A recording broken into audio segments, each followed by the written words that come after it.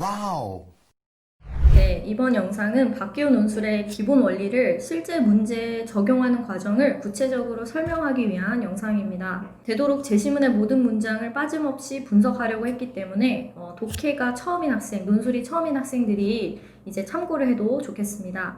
문제를 보시면 이제 1번부터 7번까지를 바람직한 국가에 대한 상반된 두 입장으로 분류하고 요약하는 문제입니다. 그래서 성균관대 1번 문제를 활용했는데요. 성균관대는 분량 제한은 없으나 시간이 100분으로 한정되어 있기 때문에 1번은 600자 내외로 작성하는 것이 적당합니다. 그럼 이제 제시문을 본격적으로 독해하기 전에 1강에서 배운 핵심적인 사항을 한번 상기를 해보면 1강에서는 PQ법을 배웠죠. 그래서 가장 궁극적인 주장, 그리고 그걸 가장 직접적으로 뒷받침하는 근거를 정확하게 판별하는 게 중요했고, 나머지는 P와 Q 사이를 이제 뒷받침하는 정당화 이유로 처리를 하면 됐었습니다. 그래서 이제 요약을 할 때는 PQ를 중심으로 요약을 하게 되는데, 그럼 이제 그 정당화 이유는 무시해도 되느냐? 그렇지는 않고, 정당화 이유도 요약을 조금 더 풍부하게 하거나 아니면 사고를 확장하는데 유용하게 활용을 해볼 수 있겠습니다. 그리고 이제 P와 Q를 한 번에 찾으면 좋겠지만 한 번에 찾지 못할 경우는 이제 보조적인 단서를 활용하게 되는데요. 그래서 핵심은 늘 반복되기 마련이다. 그래서 반복되는 단어에 주목을 해볼 수 있고, 그 다음에 이제 전제 지시어나 결론 지시어 같은 논리적 지시사, 그리고 반복되는 핵심어와 관련된 의미 있는 수러, 그리고 부연이나 상술 같은 이런 보조적인 지표, 단서를 활용해서 PQ를 보다 선명하게 찾을 수 있겠습니다. 그럼 이제 제시문 1을 보겠습니다. 이제 실제 시험처럼 이제 순서대로 제시문을 독해해 나갈 텐데요. 그래서 모든 문장에 번호를 매겨보았습니다. 1번 문장부터 보시면 1번 문장에서는 부와 소득 불평등에 관한 어떤 경제적 결정론도 경계해야 한다 라고 하면서 불평등이라는 것을 결정하는 요인이 무엇인지에 주목을 하고 있죠. 즉, 소득 불평등은 경제적 요인으로만 결정되지 않는다. 그래서 경제적 결정론을 부정하고 있습니다. 경제적 결정론으로 경제적 요인으로 환원되지 않는다. 그러면서 실질적인 요인을 2번 문장에서 밝히고 있죠. 즉, 부의 분배는 언제나 정치적인 요인과 결부되어 있다. 그래서 소득 불평등을 결정하는 실질적 요인이 정치적 요인임을 밝히고 있습니다. 그래서 이제 3번 문장에서는 이제 예컨대라고 하면서 구체적인 사례를 제시를 하고 있습니다. 근데 이제 사례를 보니까 일회적이고 단발적인 어떤 역사적 사건이라기보다는 20세기 전반에 걸친 그런 불평등의 역사를 거시적으로 설명을 하고 있습니다. 그래서 이제 3번, 4번 문장에 따르면 1910년에서 1950년 사이에 불평등이 완화가 되었는데 그 요인을 분석해 보니까 그 요인은 바로 정책의 결과였다라고 얘기를 하고 있습니다. 불평등이 완화된 것은 정책의 결과였다. 그리고 같은 맥락에서 4번 문장에서 보시면 이제 1980년대 이후에 다시 불평등이 증가되었는데 그것 역시 정책 때문이었다. 그래서 이 앞서서 1910년에서 50년 사이 불평등이 완화된 것은 정책, 그 중에서도 어떤 문제를 극복하기 위한 적극적인 개입 과정, 정책을 채택하고 적극적으로 정책이 개입된 결과 불평등이 완화됐다라고 주장을 하고 있고, 그럼 같은 맥락에서 80년대 불평등이 다시 증가한 것은 이러한 개입이 완화됐기 때문이다라고 추론해 볼 수 있겠습니다. 그래서 여기서 한번 정리해 볼 수 있는 거는 논술이나 이제 국어에서 후권 부정식이 많이 활용이 됩니다. 후권 부정식. 그래서 예를 들어 A는 B다 라는 조건문이 있을 때 이 후권을 부정하게 되면 not B는 결과적으로 not A라는 결론이 도출되죠. 그래서 이 문장에 적용을 해보면 정책적인 개입으로 인해서 불평등이 감소된다. 즉 정책이 개입하면 불평등이 완화된다라는 조건문에 대해서 후권을 부정하게 되면 즉 불평등이 다시 심화된다. 그것은 결국 정책의 개입이 완화됐다는 의미다라는 결론을 도출해 볼 수 있습니다. 그래서 이제 5번 문장에서는 이러한 3번, 4번에서 살펴본 불평등의 역사를 일반화하고 있습니다. 구체적인 사례를 일반화해서 이런 불평등의 역사는 경제적인 요인에 의해서 자동적으로 결정되는 것이 결코 아니라 이런 행위자들의 견해들, 그리고 그것들 사이의 역학관계, 여기서 역학관계라 하면 그런 상호의존적인 힘의 관계라는 의미겠죠. 그래서 행위자들의 견해, 특히 역학관계로 인해서 이것은 자동적인 과정이 아니라 복잡하고 집합적인 과정이다 라고 얘기를 하고 있습니다. 6번도 같은 의미죠. 불평등은 이런 행위자들의 복합적인 견해들의 합작품이다. 그래서 이러한 1번부터 6번까지의 불평등의 요인에 대한 분석을 토대로 이 글의 가장 핵심적인 문장은 7번 문장이라고 볼 수 있겠습니다. 7번에서 궁극적인 결론을 제시를 하고 있는데, 즉 불평등을 막기 위해서는 불평등을 완화하는 방법에 대해서 얘기를 하고 있죠. 불평등을 완화하기 위해서는 결코 자연적이고 자생적인 과정에 방임해서는 안 된다라고 얘기를 하고 있습니다. 여기서 자연적이고 자생적이다 하면 바로 1번 문장에서 얘기하고 있죠. 경제적인 요인, 자유시장 원리라고 볼 수 있겠죠. 이런 자연적인 경제 원리에 의해서 방임해서는 곤란하다. 그럼 이제 대비되는 개념을 한번 추론해보면 반대로 인위적인 개입이 필요하다라는 주장이 함축되어 있죠. 인위적인 개입이 필요하다. 여기서 인위적인 개입이라 함은 앞서서 얘기했던 이런 정치적 요인, 특히 정책적 개입이 필요하다라고 정리를 해볼 수 있겠습니다. 그래서 1번부터 7번까지의 문장을 이제 PQ로 한번 정리를 해보면 이 글의 가장 궁극적인 주장을 우리가 바람직한 국가관으로 정리를 해야 되겠죠. 그래서 바람직한 국가를 위해서는 바로 정책적인 개입이 필요하다. 정부의 정책적인 개입이 필요하다라고 정리를 해볼 수 있겠죠. 정책적 개입이 필요하다. 그리고 이것을 뒷받침하는 근거를 이제 정리를 해본다면 근거는 1번부터 6번까지의 내용을 이제 압축을 하면 될 텐데 1번부터 6번까지 가장 많은 부분이 할애된 것이 바로 불평등의 요인이었죠. 불평등의 요인이 뭐냐라고 했을 때 불평등은 결코 경제적 요인으로 환원이 불가하다. 경제적 요인으로 환원될 수 없다라는 논지가 있었고 그러면서 불평등은 바로 정책적인 조정, 정책적 개입을 통해서 조정된다 라고 정리를 해볼 수 있겠습니다. 조정된다. 그리고 이제 나머지 내용은 이제 정당화, 부수적인 내용으로서 정당화 이유겠죠. 그래서 20세기 불평등의 역사라고 정리를 해볼 수 있겠습니다. 불평등의 역사. 그래서 여기까지 이제 PQ를 정리를 해봤는데 이렇게 PQ를 한 번에 찾으면 좋겠지만 한 번에 찾지 못하는 경우가 있죠. 그럴 경우에는 이제 반지술술 중에서 활용할 수 있는 걸 활용을 하면 되는데 그럼 이제 반복되는 어휘를 한번 찾아보겠습니다. 반복되는 어휘는 첫 번째 문장에서부터 소득 불평등, 부의 분배, 3번 문장에서도 불평등, 4번 문장에서도 불평등, 그러니까 거의 모든 문장에서 불평등이 반복돼 있죠. 그래서 이 글의 핵심은 불평등과 불가분의 관계다라고 알 수 있고 그 다음에 이런 논리적인 지시사 같은 경우는 예컨대 말고는 특별하게 없는 것 같아요. 그래서 이제 이 핵심어와 관련된 의미 있는 수어에 한번 주목을 해보면 결정하다, 그리고 결부돼 있다, 환원된다, 결과다, 때문이다. 그러니까 다 불평등의 요인에 대한 수어죠. 요인이 무엇인지를 나타내기 위한 수어이기 때문에 결과적으로 이 글의 핵심은 불평등을 중심으로 반복되는 핵심어인 불평등을 중심으로 그것의 요인을 분석을 하고 있고 마지막 문장의 수어는 막다, 즉 해결 방안을 도출을 하고 있습니다. 불평등을 해소할 수 있는 방안을 도출하는 형태로 구성이 되어 있습니다. 그래서 불평등의 요인이 P라면 불평등의 해소 방안은 Q라고 볼 수 있겠죠. 그리고 이제 추가적으로 대립되는 개념을 한번 주목을 해봐도 좋겠다라고 얘기를 할 수 있는데 여기서는 특히 불평등의 경제적 결정론과 경제적 요인으로 결정된다라고 하는 경제적 결정론과 반대로 정치적 역학관계가 대비가 돼 있었습니다.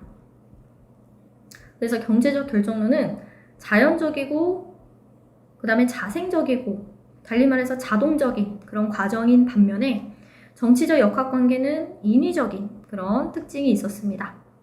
그래서 인위적이고 정책적인 그런 특징이 있다라고 정리를 해볼 수 있겠습니다.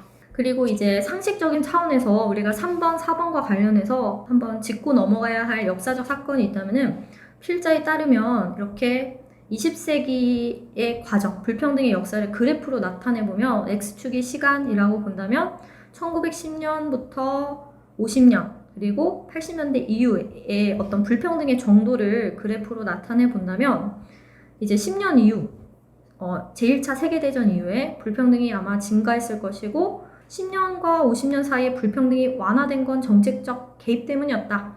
그러면서 70년대 이후 다시 불평등이 증가됐다라고 보고 있죠. 그렇다면 이 완화 구간을 A 그리고 다시 증가하는 구간을 B라고 본다면 이 A의 원인은 정책적 개입, 역사적 특히 자본주의 역사에서 살펴본다면 29년 미국에서 촉발된 경제 대공황에 대한 정책적 개입, 달리 말하면 어떤 수정 자본주의 경향을 원인으로 우리가 생각해 볼 수 있겠죠. 그리고 이제 20세기 후반에 들어서는 이런 수정 자본주의, 정부의 적극적 개입이 또 다른 문제점을 발생시켰기 때문에 예를 들면 과도한 복지국가의 한계라든지 그래서 70년대 후반에 70년대에 이제 석유 파동이라든지 스태그플레이션 이런 문제에 직면했기 때문에 B 같은 경우는 다시 이런 정책적인 개입을 완화해야 된다라는 그런 경향이 있었죠. 이것을 달리 말하면 신자유주의 경향이라고 정리를 해볼 수 있겠습니다. 그래서 이런 기본적인 내용도 정리를 해 나가면서 제시문을 독해를 해 나가면 되겠습니다. 제시문 2번입니다. 1번 문장은 풍요는 공동선을 위해 대중들이 희생한 대가로 달성된 것이 아니라 생산적인 개인들이 사적 이익을 추구한 결과다 라고 하면서 1번에서는 이제 풍요의 요인을 밝히고 있죠. 풍요는 결코 희생의 결과가 아니다. 그러면서 이것은 사적 이익 추구의 결과다 라고 명확하게 밝히고 있습니다. 사적 이익 추구의 결과다. 여기서 말하는 희생이라 함은 개인의 사익에 비해서 공익을 우선시하는 걸 의미하겠죠. 공익을 위해서, 공공선을 위해서 개인의 사적 이익을 포기하는 행위로 인해서 결코 풍요를 달성할 수 없다.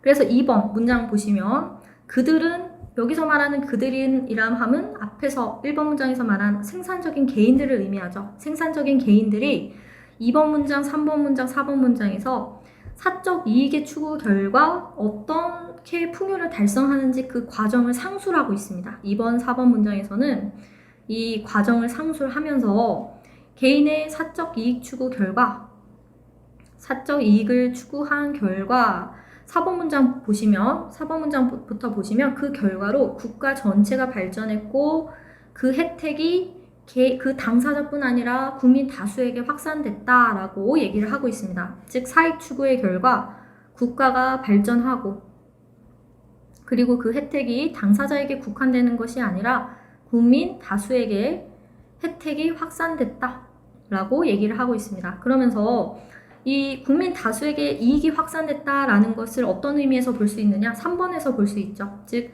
기술의 발전으로 인해, 기술의 획기적인 발전으로 인해서 전반적인 일자리나 임금 수준이 높아진 것이다. 높아진 것과 관련이 있다라고 얘기를 하고 있습니다. 그래서 이제 5번 문장에서는 이러한 1번에서 4번 문장까지 풍요의 원인에 대한 분석을 토대로 인과관계를 명확하게 규명하고 있죠. 인과관계는 결국 이제 6번, 7번 문장에서 보시면 결과는 뭐냐? 국가의 선이다. 국가의 선, 공공선은 어디까지나 결과이다. 그러면서 원인은 바로 개인의 권리다라고 얘기를 하고 있죠. 개인의 권리가 원인이다. 여기서 말하는 개인의 권리란 자신의 목표를 자유롭게 추구할 수 있는 권리를 말한다. 그러면서 무엇을 부정하고 있느냐? 이런 국가에 대한 의무를 부정하고 있어요. 국가에 대한 의무라든지 국가에 대한 의무나 아니면 국가의 어떤 강요, 국가의 강요는 결코 풍요를 달성할 수 없음을 이제 얘기를 하고 있죠. 여기서 말하는 국가의 강요는 국가의 적극적인 개입을 의미하겠죠. 그래서 이제 1번과 상반된 입장을 밝히고 있습니다. 그러면서 8번 문장에서는 이러한 인과관계에 대한 분석을 토대로 자본주의 체제를 정당화하고 있습니다. 자본주의 체제는 결과와 상관없이 인간의 권리, 기본적인 권리를 보장해준다는 사실 자체로 정당하다라고 얘기를 하고 있습니다. 즉, 자본주의는 개인의 권리를 우선시하기 때문에 개인의 권리를 보장한다라는 기본 전제로 인해서 정당화된다. 근데 여기서 정당하다라는 것은 바로 도덕적 의미까지 갖고 있다라고 얘기를 하고 있죠. 그래서 자본주의라 함은 행위자들의 자발적인 동의에 의해서 또는 수요 공급의 어떤 자유시장 체제의 원리에 의해서 결정되는 것인데 이것은 도덕적으로 정당한 것이다 라고 얘기를 하고 있습니다. 그러면서 이제 11번 문장부터 13번 문장까지는 자본주의와 대립되는 개념을 비교하면서 자본주의 체제는 정당화하는 동시에 반대되는 집단주의나 이타주의를 부정을 하고 있죠. 즉, 자본주의는 그런 풍요의 기본적인 원인이 되는 그리고 가장 우선시되는 가치, 즉 개인의 사적인 권리를 공익에 비해서 우선시하는 관점으로 도덕적인 선, 도덕적으로 정당화되지만 반대로 집단주의와 이타주의는 악의에 찬 교리일 뿐이다 라고 얘기를 하고 있습니다. 즉 집단주의와 이타주의는 개인의 어떤 사익을 도외시하고 경시하며 공익을 우선시하기 때문에 이것은 도덕적으로 악으로 규정된다. 그래서 인간은 합리적인 사리사욕의 안내, 어떤 이타심이 아니라 이기심에 의해서 행위를 해야 한다. 그리고 유일한 기준은 이러한 이기심에 의한 거래자들, 당사자들 간의 자유로운 거래이다. 라고 하면서 13번에서는 이타주의의 문제점을 구체적으로 밝히고 있죠. 이타주의는 능력에 따른 합당한 보상을 착취하고 강탈하는 것이다. 그래서 이타주의 같은 경우는 능력에 따른 보상, 능력에 합당한 보상을 강탈하고 즉 개인의 권리를 착취하는 것이다 라고 문제점을 지적을 하고 있고 그 다음에 집단주의는 한 걸음 더 나아가서 부의 창출 과정에서 개인의 지성이 수행하는 역할, 이것은 이제 3번 문장에서 자세히 상술돼 있었죠. 그런 생산적이고 심지어 천재적인 개인이 그런 기술의 혁신적인 발전을 통해서 어떻게 국민 다수에게 혜택을 확산시키는지에 대한 그런 개인의 지성의 역할을 무시하는 것이다. 그런 점에서 집단주의는 반이성적이다라고 얘기를 하고 있습니다. 그래서 1번부터 13번까지의 논의를 종합을 해보면 이 글은 이제 PQ로 정리를 해보면 궁극적으로 바람직한 국가를 위해서는 이런 개인에 대한 국가의 강요라든지 국가에 대한 의무를 최소화해야 한다라고 볼 수 있고 국가의 개입을 최소화하는 동시에 개인의 권리를 우선시해야 된다라고 볼 수 있겠고 그 다음에 이제 그것을 뒷받침하는 근거는 이제 많은 부분을 할애한 게 그 인과관계에 대한 분석이죠. 풍요는 어떤 원인을 통해 달성되느냐? 결코 희생이나 이타심이 아닌 개인의 사익 추구 결과 달성되는 것이다. 그리고 이제 이것을 뒷받침하는 정당화 이유는 이타주의나 아니면 집단주의의 한계겠죠. 여기서 말하기를 이타주의나 집단주의는 공익을 우선시하는 건데 이것은 개인의 합당한 보상을 착취하고 그리고 반이성적이다. 이런 문제점을 가지고 있다라고 정리를 해볼 수 있겠습니다. 이 제시문에서는 마찬가지로 반복되는 개념에 주목을 해볼 수 있죠. 그래서 사적인 이익, 공동선 이런 개념들이 반복이 되고 있고 그 다음에 그 창출된다, 수러를 주목을 해보면 창출된다, 그 결과, 원인과 결과, 즉 사익과 공익 사이의 인과관계에 대한 분석, 이것이 전반부의 주된 요지였습니다. 그리고 후반부에서는 대립되는 개념에 한번 주목을 해볼 수 있는데 자본주의 그리고 집단주의와 이타주의가 대립되는 개념으로서 등장을 했죠.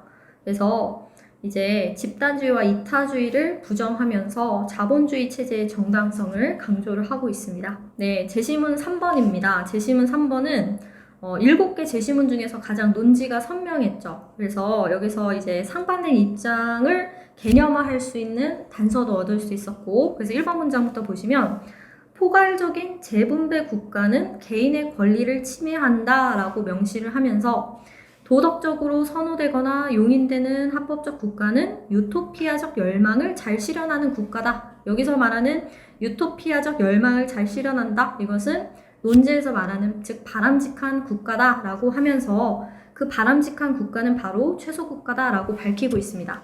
그래서 이제 여기서는 이 글에서는 대립되는 개념이 뚜렷했죠. 그래서 대립되는 개념을 중심으로 논지를 정리를 해나가는 것이 효과적인데 즉 재분배 국가와 그 다음에 이제 3번 문장에서 말한 최소국가의 특징을 비교해 나가면서 논지를 정리해 볼 수 있겠습니다. 그래서 1번에서는 포괄적이다. 여기서 말하는 포괄적이다 라 함은 국가 개입의 범위를 말하겠죠. 국가 개입의 범위가 재분배 국가에서는 상당히 포괄적이다.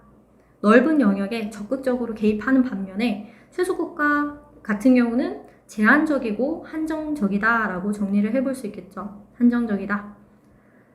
그러면서 이제 최소국가는 이런 재분배 국가가 개인의 권리를 어떻게 취급하느냐 바로 침해한다 라고 명확하게 밝히면서 최소국가는 이러한 개인을 불가침의 개인들로 존중한다. 즉 개인의 권리를 존중하고 이제 보장하고자 한다 라고 얘기를 하고 있습니다.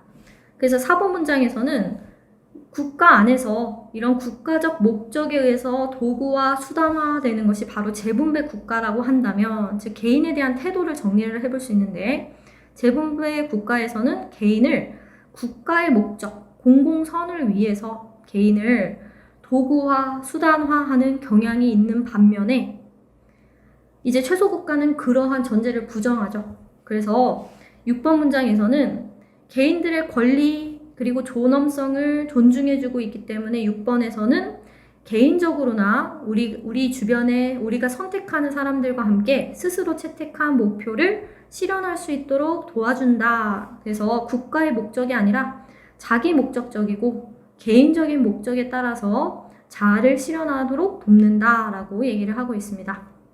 그리고 이제 마지막 7번 문장에서는 이 과정을 통해서 그런 연대 방식도 한번 비교를 해볼 수 있는데 최소국가에서는 동일한 존엄성과 권리를 지닌 사람들 사이의 자발적인 협동의 방식으로 구성원들 간의 연대가 이루어지는 반면에 재분배 국가에서는 아마도 국가에 대한 의무적인 성격이 있겠죠. 국가에 대한 의무나 강요. 앞서 2번 문장에서 살펴봤죠. 국가의 의무나 강요에 의해서 이런 국선들의 어떤 결속이 이루어진다라고 볼 수 있겠습니다. 그래서 이 글을 이제 PQ로 정리를 해본다면 이 글의 궁극적인 주장은 바람직한 국가는 바로 최소국가다 명확하게 제시를 하고 있죠. 바람직한 국가는 국가의 개입을 최소화한 최소국가다. 국가의 개입을 최소화한 국가다. 최소국가다라고 얘기를 할 수 있고 그럼 이제 이것을 뒷받침하는 근거는 이 최소국가의 성격을 정리를 하면 되겠죠. 최소국가는 개인의 어떤 불가침한 권리를 존중해주기 때문에 개인의 불가침한 권리를 존중함으로써 자아실현과 자발적인 협동을 돕는다라고 정리를 해볼 수 있겠죠. 자아실현과 그런 개인들 사이의 자발적인 협동을 돕는다라고 근거를 정리해 볼 수 있겠고 나머지 이제 정당화 이유는 이제 반대로 재분배 국가의 한계겠죠. 재분배 국가의 문제점이라고 정리를 해볼 수 있겠습니다. 재분배 국가는 반대로 개인의 권리를 침해함으로써 개인을 국가의 목적 하에 도구화, 국가의 목적에 종속시키고 의무, 강요적인 성격이 있다라고 정리를 해볼 수 있겠습니다. 네, 재심은 4번입니다. 재심은 4번의 성격을 보시면 어떤 구체적인 사례를 제시하고 있죠. 그래서 이런 사례를 적절하게 일반화하면서 논지를 정리를 해볼 수 있는데 1번 문장에서는 붉은 깃발법의 정의에 대해서 나와 있습니다. 붉은 깃발법은 1865년에 제정된 영국의 기관차법이자 세계 최초의 도로교통법이다 라고 얘기를 하고 있습니다. 그래서 붉은 깃발법은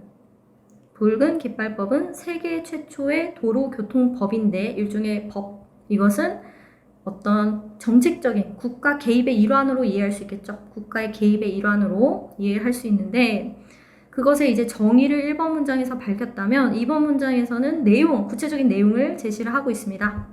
그래서 붉은 깃발법은 자동차, 여기서 말하는 자동차는 이제 이 당시 최초로 출시된 일종의 신기술이죠. 즉 자동차 기술을 제한하는 성격을 가지고 있다. 그래서 최고 속도를 제한하고 그 다음에 어떤 접근을 경계하는 방식으로 신기술의 도입을 다소 억제하고 경계하는 방향으로 이 제도적 개입이 이루어졌다라고 정리를 해볼 수 있겠습니다.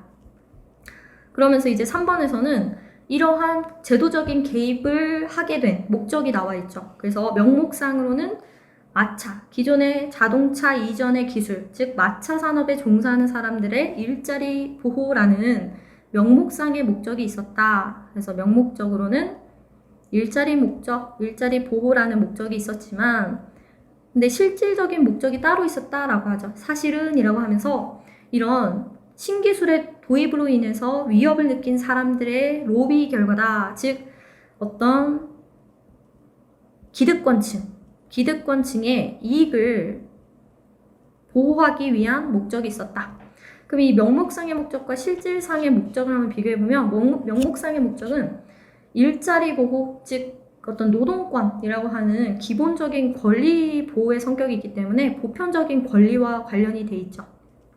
보편적 권리와 관련이 돼 있지만 이런 실질적인 목적은 그런 국민 다수의 보편적 권리를 옹호하기보다는 특정 집단의 이익에 좀 편향돼 있죠. 그래서 특수한 어떤 특수한 성격이 있습니다. 그래서 좀 편향돼 있다라는 문제점을 지적을 할 수 있겠습니다. 편향적이다. 그래서 이제 4번 문장에서는 그 결과, 붉은 깃발법이라고 하는 정책적 개입의 결국 자동차 산업의 주도권을 주변국에게 빼앗길 수밖에 없었다라는 부정적인 결과를 제시를 하고 있습니다. 즉, 산업의 주도권을 상실하게 됐다. 또는 경쟁력이 악화됐다. 그래서 이런 사례를 통해서 궁극적으로는 그런 정부의 제도적인 법적 개입이 좀 불필요하다. 이런 부정적 결과를 야기함으로 완화돼야 된다, 철폐돼야 된다라는 결론을 도출할 수 있겠죠. 따라서 바람직한 국가를 위해서는 국가의 그런 제도적 개입, 특히 기술 규제 같은 것은 완화해야 한다, 철폐해야 한다라고 얘기를 할 수 있겠습니다. 특히 기술 철폐와 같은 정책적이고 제도적인 개입은 완화해야 한다. 그리고 이제 구체적인 근거는 이 구체적인 사례의 부정적 결과를 얘기를 하면 되겠죠. 국가가 신기술의 도입을 억제하기 위한 정책적 개입의 결과 산업 경쟁력이 악화되는 그런 부정적 결과를 초래했다. 산업 경쟁력이 악화되는 부정적 결과를 초래했다라고 정리를 할 수 있겠습니다. 네, 제시문 5번입니다. 제시문 5번에 1번 문장 보시면은 자유시장 체제는 어떤 한도 내에서 작동해야 하는지 그 작동의 범위를 얘기를 하고 있습니다. 자유시장 체제의 작동 범위. 자유시장 체제의 조건이라고도 볼 수 있겠죠. 조건은 바로 경제의 전반적인 추세를 규정하거나 공정한 기회균등을 위해서 불가결한 사회적 여건을 제공하는, 즉 공정한 기회균등의 원칙을 실행하는 한도 내에서 작동해야 된다. 공정한 기회균등. 여기서 말하는 공정한 기회균등의 원칙이란 어떤 인종이나 이런 사회적 여건에 따라서 차별받지 않을 권리를 말하겠죠. 그래서 이제 이게 롤즈의 정의론에서 발췌된 것인데, 롤즈의 표현에 따르면 유사한 능력을 가진 사람들은 유사한 사회 전망을 가져야 된다. 유사한 기회를 가지고 유사한 사회 전망을 가져야 된다. 그런 원칙을 말하겠죠. 그래서 공정한 기회균등의 원칙은 이런 자유시장 체제를 일종의 보완하는 성격을 갖고 있겠죠. 보완하는 성격을 갖고 있을 텐데, 근데 이러한 기존 대안, 하지만이라는 어떤 역접 연결어를 통해서 기존 대안의 한계를 지적을 하고 있습니다. 이런 기존의 공정한 기회균등의 원칙은 한계가 있다. 그 한계가 뭐냐 봤더니 3번 문장에서 말하기를 그 한계란 사회적 우연성의 영향을 경감시키긴 하지만 그래서 공정한 기회균등의 원칙은 사회적 우연성의 영향력을 경감시키기는 하지만 여전히 선천적인 천부적 배분에 의한 불평등을 용인하는 면이 있다. 여전히 사회적 요인이 아닌 그런 선천적인 재능이나 노력과 같은 천부적 요인의 영향력을 여전히 허용하고 있다라고 얘기를 하고 있습니다. 그럼 이제 우리 사회에서는 타고난 것들은 좀 존중해주는 분위기가 있는데 이게 왜 문제가 되느냐? 이것 역시 우리가 4번에서 이제 상술하기를 사회적 여건에 의한 불평등을 허용할 이유가 없는 것과 마찬가지로 이런 천부적인 재능이나 노력과 같은 여건도 인정해서는 안 된다. 이것도 불공정한 것이다. 즉 개인의 공로와 무관한 것이다. 라고 얘기를 하고 있습니다. 4번 문장에서는 이것도 불공정한 것이다. 그 이유를 살펴보니까 특히 가족제도가 존재하는 한 더욱이라고 하면서 상술하면서 가족제도가 존재하는 한 불완전하다. 기회균등의 원칙은 불완전하다라고 얘기를 하고 있습니다. 그 이유는 이러한 천부적인 요인이 개발되고 성장하는 과정은 사회적 계급 양태의 영향을 받을 수밖에 없다. 즉 천부적 요인이 발휘되는 과정을 보니까 그 이면에는 그런 외부 변수, 특히 어떤 경제적 환경이라든지 그런 집안 환경과 같은 사회적 우연성의 영향을 받을 수밖에 없다. 즉 가족제도 하에서 사회적 우연성이 천부적인 요인의 발휘를 결정하는 현 상황에서는 사회적 여건에 달려있는 현 상황에서는 8번에서 말하기를 이런 공정한 기회균등의 원칙이 보장되는 것은 불가능하다. 그래서 유사한 능력을 가진 사람들에게 동등한 기회를 보장하는 공정한 기회균등의 원칙의 실현은 불가능하다. 실현이 어렵다라고 밝히고 있습니다. 그래서 따라서라는 결론 제시어가 나와 있죠. 따라서 이 글의 궁극적인 결론이라고 볼 수 있는데 따라서 이 사실을 시인하고 여기서 말하는 이 사실이라 함은 기회균등의 원칙의 불완전성, 그런 실현 불가능성 이걸 말하겠죠. 이런 사실을 인정하고 즉 천부적 요인의 영향력을 완화시키는 원칙을 채택해야 한다. 그래서 원칙의 채택에는 바로 정부의 어떤 정책적인 개입이 필요하겠죠. 정책적 개입이 필요한데 따라서 이 글의 결론은 천부적 요인의 영향력을 완화하는 방향으로 영향력을 완화하도록 정부의 역할이 확대되어야 된다라고 정리를 해볼 수 있겠습니다. 정부 역할이 확대되어야 한다. 그래서 이게 바로 이 글의 궁극적인 주장이라고 할 수 있겠죠. 바람직한 국가는 천부적 요인의 영향력을 완화하도록 그런 정부의 역할을 확대해야 된다.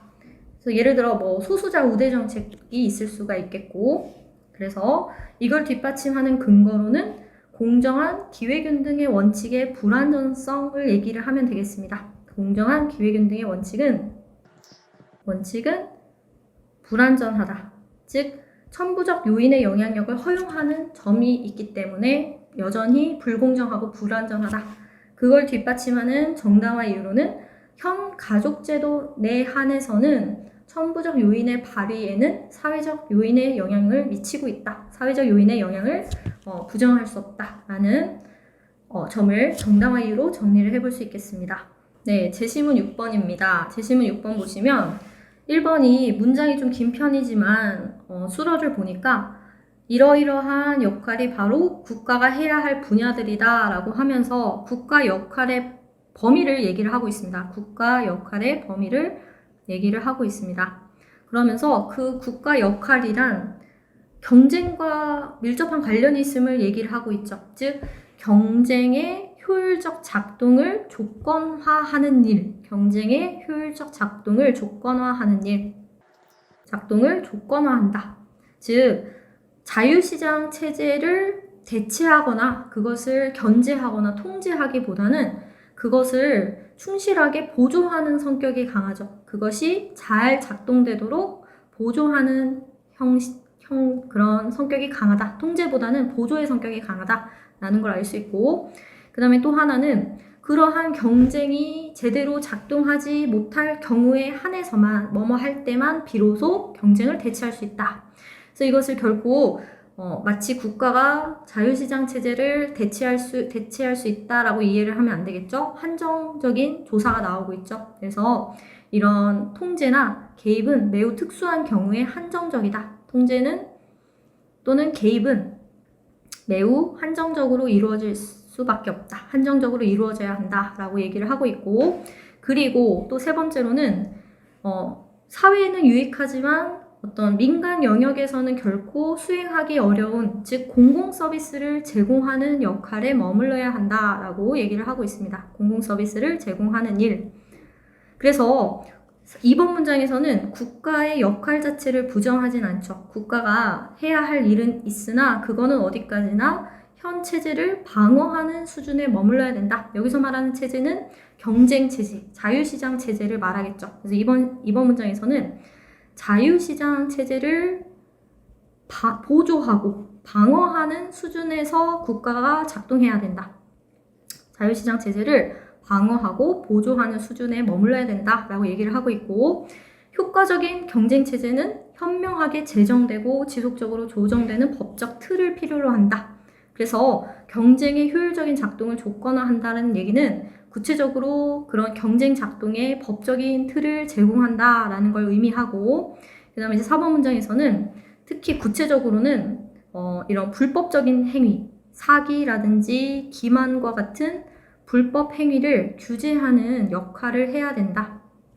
불법 행위를 규제하는 법이나 제도를 마련함으로써 자유시장 체제를 충실하게 보조하고 방어해야 한다. 그래서 마지막에서는 이러한 국가의 한정적이면서도 중요한 역할이 달성된 적은 없지만 반드시 이루어야 할 목표다. 이것이 바로 바람직한 한정적인 국가의 역할이 바로 바람직한 국가관이다 라고 정리를 할 수 있겠죠. 바람직하다. 이거 자체가 이제 Q라고 볼 수 있겠죠. 이 글의 궁극적인 결론은 바람직한 국가를 위해서는 국가 개입이 자유시장 체제를 효율적으로 보조하고 방어하는 수준에 머물러야 된다. 보조적이고 방어적이다. 또는 한정적이다. 이런 표현을 쓰면서 얘기를 해주면 좋겠죠. 그리고 그 근거로는 구체적인 국가의 역할을 정리를 해볼 수 있겠습니다. 그래서 경쟁의 조건화, 어떤 법적 규제가 필요하다. 그리고 이제 공공 서비스를 제공하는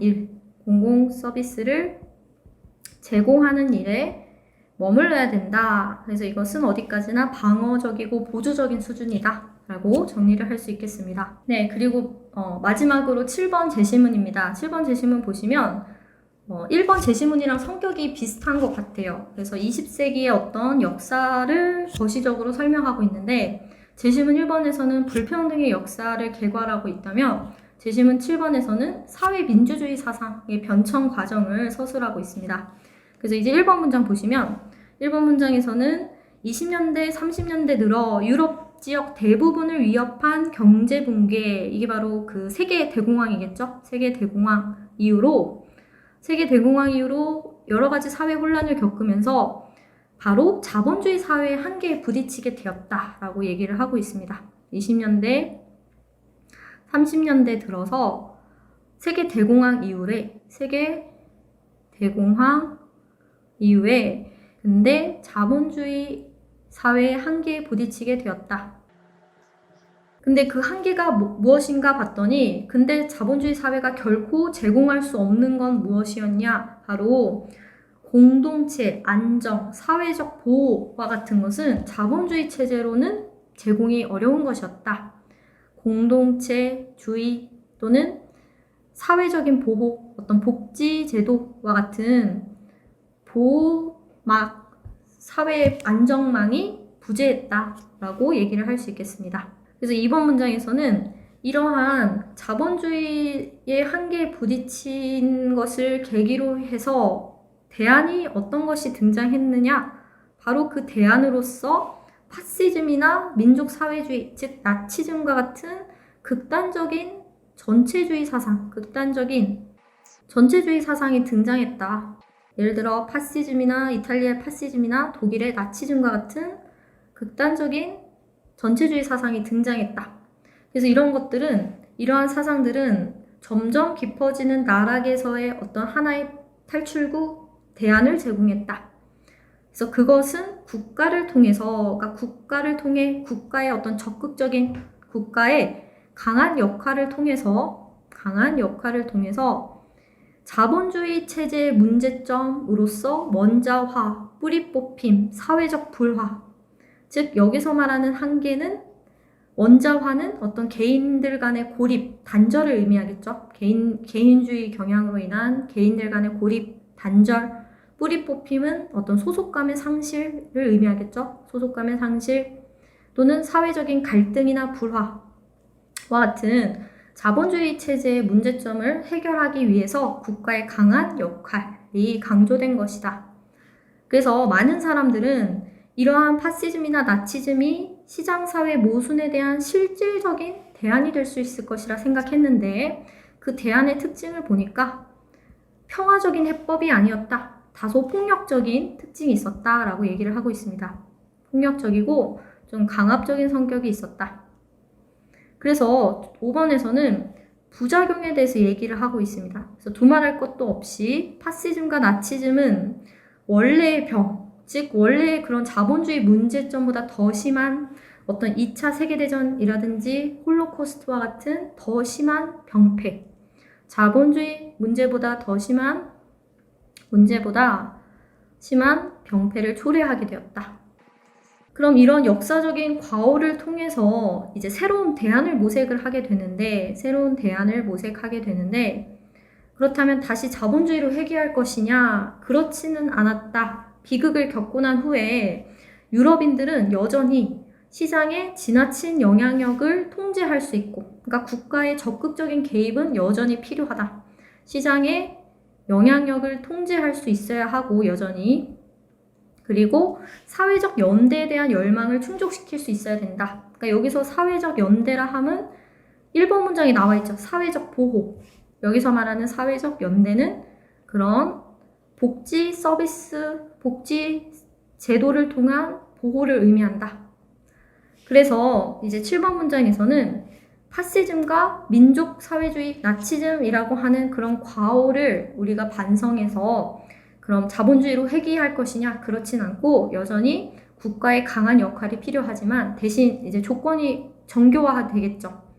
그런 사회 민주주의의 조건이 정교화돼서 결코 어떤 민주주의라든지 아니면 개인의 기본권, 개인의 자유라든지 기본권의 희생은 없어야 되겠다. 희생 없이 시장의 영향력을 통제하고 사회적인 보호를 제공해야 되겠다라는 결론을 내리고 있죠. 그래서 이 글의 궁극적인 주장은 바람직한 국가는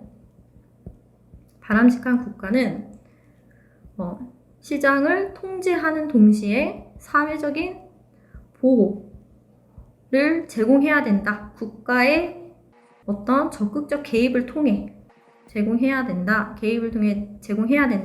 그것의 근거는 바람직한 국가는 자본주의의 문제를 극복하면서 자본주의의 모순을 해결하는 동시에 대신에 민주주의라든지 개인의 기본권의 희생은 없어야 되겠다. 자유의 희생 없이 국가의 개입이 이루어져야 된다라고 근거를 정리를 해볼 수 있겠습니다. 네, 이상으로 제시문 1번부터 7번까지를 이제 바람직한 국가관으로 정리를 해봤고, 그래서 이제 재분배 국가와 최소 국가로 정리를 해볼 수 있었습니다. 네, 그래서 수업 내용을 토대로 한번 정리를 해보길 바랍니다. 와우!